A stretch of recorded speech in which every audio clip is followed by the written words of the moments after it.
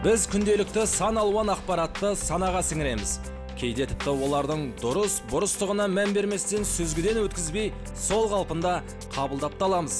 Кейбір шындыққа сай келмейтін түсінік пайымдардың өзі осының әсерінен уақыт өте келе бұзылмайтын қағидаға айналады. Мысалы, мидың оң бөлігі логикаға, ал сол бөлігі шығармашылыққа жауап береді деген пайым бар. Бұл қате пікір. Осы кезге дейінгі зерттеу нәтижесінде миының бір ғана бөлігі жақсы дамыған адам кездеспепті.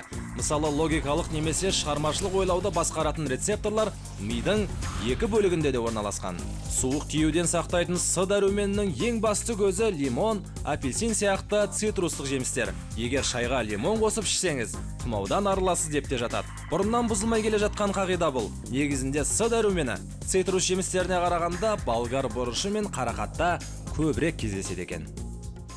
Кірпі өз тамағын арқасында көтеріп жүреді. Осы кезге дейін ертегі кітаптар мен мультфильмдерден алма мен саңырауқұлақ секілді азығын арқасындағы тікендеріне қадап алып, ініне таситын кірпінің бейнесін көп көреміз. Бірақ бұл да қате түсінік көрінеді. Кірпі жемістен гөрі жәндіктермен көбірек қоректенеді, ал саңырауқұлақ оның тамақ рационында мүлдем кездеспейді екен. Ең қызығы, ол суреттердегідей өз қорегін арқалап жүрмейді.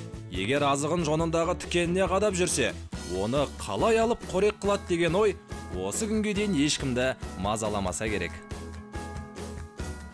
Энергетикалық сусындар қуат береді. Өкінішке қарай, бұл да жалған пікір.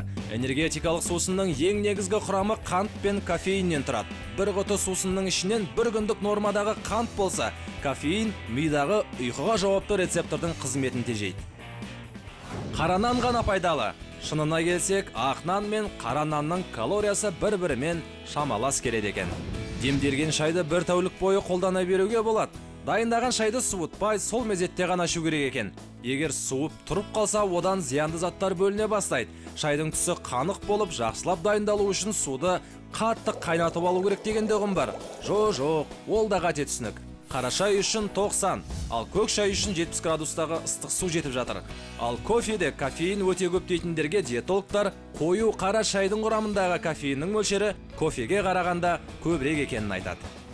Шоколадтың барлығы артық салмаққа келеді. Қыздар, қуана беріңдер.